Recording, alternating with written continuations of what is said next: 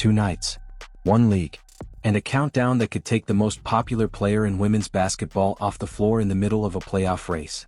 On a Friday night in Indianapolis, Caitlin Clark did something that had never been done before in the history of professional basketball.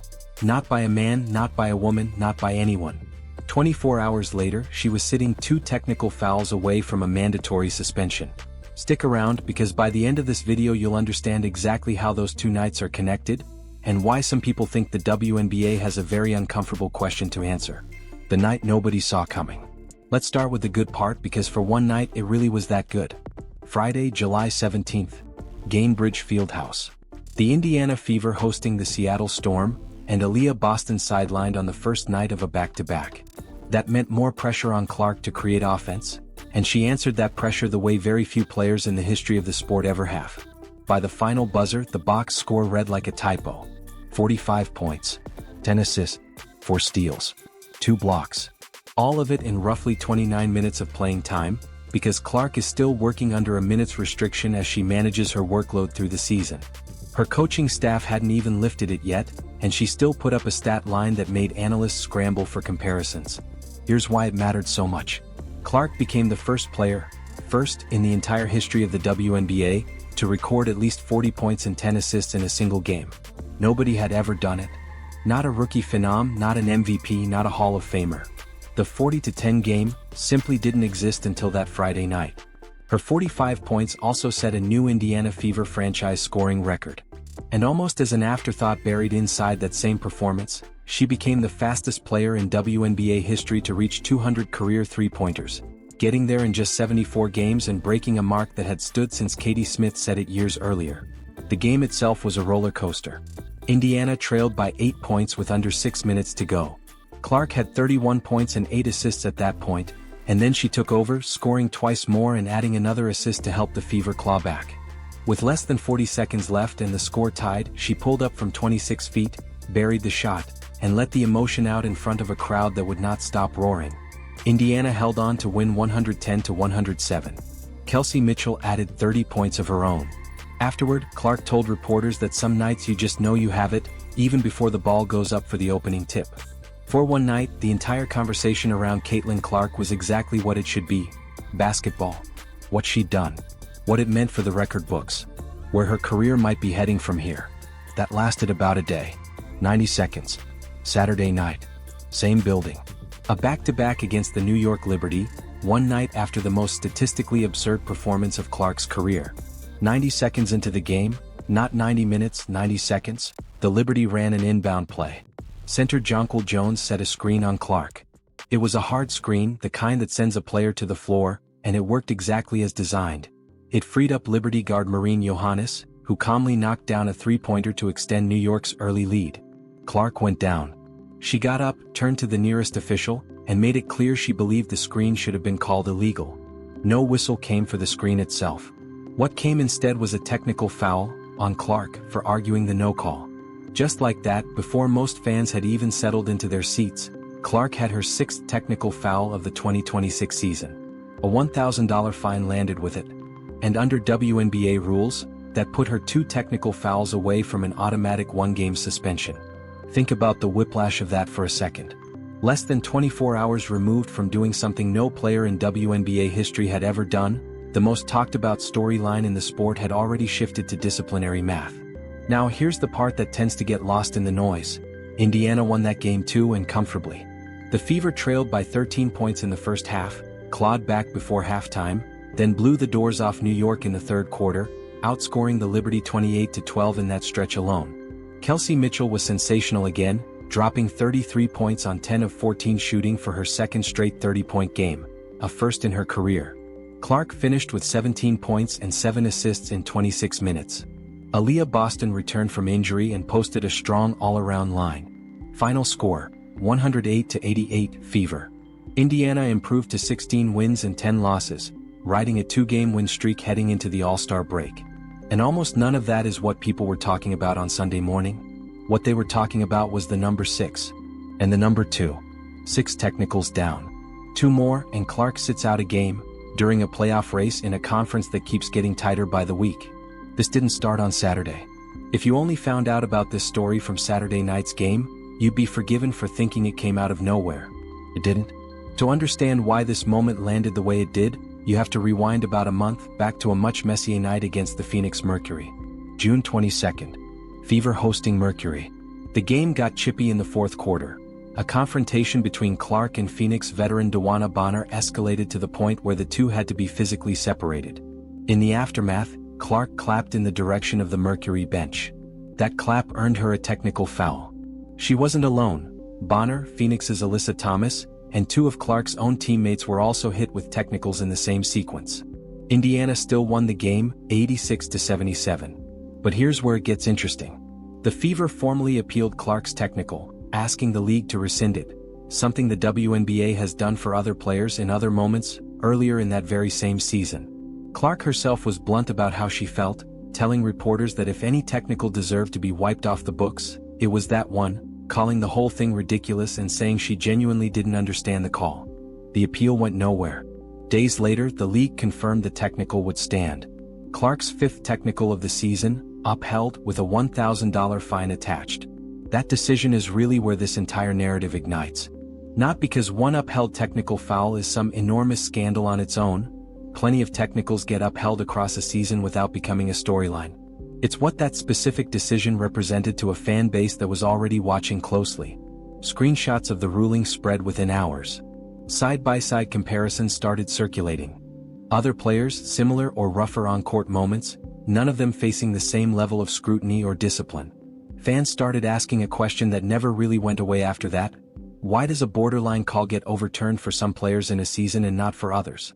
By the time the sixth technical arrived against the Liberty, fans weren't reacting to one isolated incident. They were reacting to a pattern they'd been documenting since spring, one screenshot and one box score at a time. The coach is choosing her words very carefully. Here's what makes this hard to wave off as internet overreaction. Indiana's own head coach has addressed it directly, and coaches don't do that lightly. Stephanie White isn't a fan account. She's not posting hot takes online. She's a professional whose job depends on managing her locker room and choosing her words carefully around the league office, because coaches who publicly criticize officiating tend to get fined too. And even she has acknowledged, on the record, that this is something her organization has to actively manage. After the Liberty game, White said she hadn't bothered asking officials to explain either call, not the technical on Clark, not the no call on the screen that put her on the floor in the first place. She talked about the need for conversations on being more strategic about how Clark uses her emotional energy on the court. Weeks earlier, after the Phoenix appeal was denied, White had said something similar, that she appreciates the passion Clark plays with, but that some of these moments are things the team needs to help her get in front of. Read between the lines there for a second. This isn't a coach saying, "My player needs to calm down." This is a coach describing a pattern serious enough that it requires ongoing internal strategy, the kind of thing you plan for before games, not something you hope just goes away on its own. The numbers don't explain themselves. Let's look at where Clark actually sits in the league's technical foul rankings, because the numbers alone raise questions that don't have obvious answers. After the Liberty game, Clark was tied for second in the entire WNBA with 6 technical fouls, alongside Phoenix's Kalia Copper. Atlanta's Angel Reese led the league with 7. Those are 3 players whose games look almost nothing alike. Reese plays with physicality in the paint and draws constant contact. Copper is an aggressive, downhill two-way guard. Clark is a perimeter shooter and playmaker, someone whose game is built around spacing, passing, and shot-making, not the kind of high-contact, combustible style you'd expect to rack up technicals at that pace. So what explains 3 such different players clustering near the top of the same list?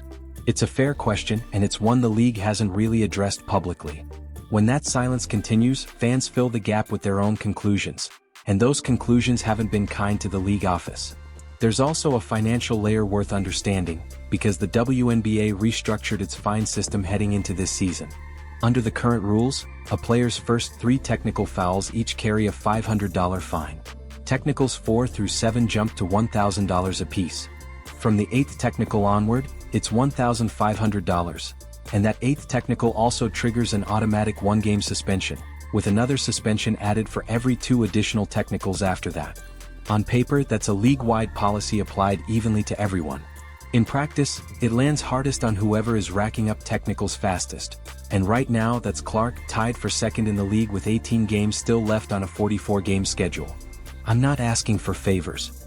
Here's the part of this story that gives it real weight instead of just internet drama. Clark hasn't framed any of this as a personal grievance. She's been careful, consistently, about steering the conversation away from individual missed calls and towards something bigger. Her actual public ask, repeated throughout the season, is for the WNBA to move to full-time referees instead of the part-time officiating system the league currently relies on. That's a meaningful distinction, and it's worth sitting with for a second. She's not saying, "Give me a pass."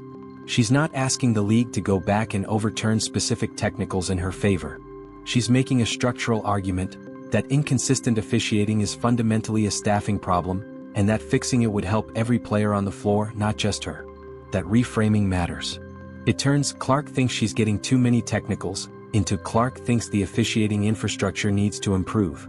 The second argument is a lot harder for a league office to dismiss without looking like it's avoiding a fixable problem. What actually happens if number 8 arrives? Strip away all the drama and the mechanics here are simple. The moment Clark picks up her 8th technical foul of the regular season, the suspension is automatic. No hearing that changes the outcome, no appeal that reverses it, just a $1,500 fine and a mandatory night on the bench. For most players on most teams, that's a footnote. For the Fever right now, it's something much bigger. Indiana is sitting at 16 wins and 10 losses, fighting for playoff positioning in a conference that has tightened all season long. Clark is averaging right around 21 points, close to 8 assists and just under 4 rebounds a night. She's not just Indiana's best player, she's the gravitational center the entire offense is built around. Her ability to draw defenders and create open looks changes how opposing teams have to deploy their entire scheme. Take her off the floor for even one game in the middle of a playoff push, and the Fever aren't just missing a scorer. They're running a fundamentally different offense on short notice. And it's not just Indiana that absorbs the cost. Every game Clark plays and comes with something the league has spent years trying to build: elevated attendance, elevated TV ratings, mainstream attention that women's basketball has historically struggled to sustain. Arenas sell out when she's in town. Broadcasters point to her appearances as reliable ratings drivers. A suspension doesn't just cost the Fever a player for a night.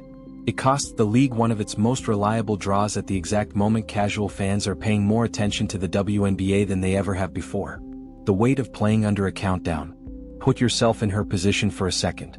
Every time Clark reacts to a call now, every raised hand, every word to an official, fans are watching in real time, refreshing box scores specifically to see if this is the whistle that pushes the number forward.